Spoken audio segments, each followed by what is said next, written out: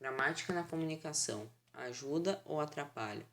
A comunicação dos brasileiros em relação aos seus interlocutores depende muito da ocasião, e isso gera um conflito em relação à linguagem e à gramática utilizada na conversa. Alguns pensam que devem usar a gramática apenas no local de trabalho ou instituição de ensino, e que em outros lugares a linguagem informal é livre.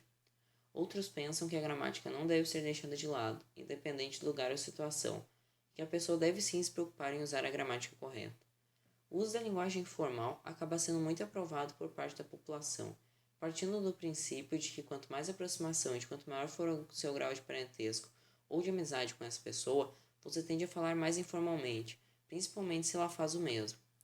E que apenas os locais em que trabalham ou estudam usam da gramática correta e ou se esforçam para isso,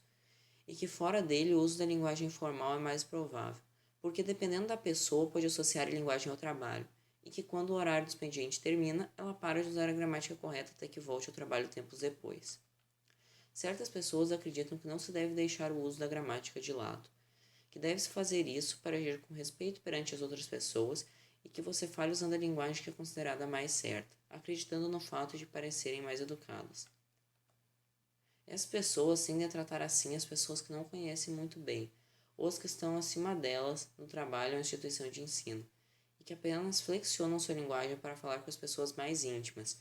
visto que com elas a liberdade para conversar informalmente é maior.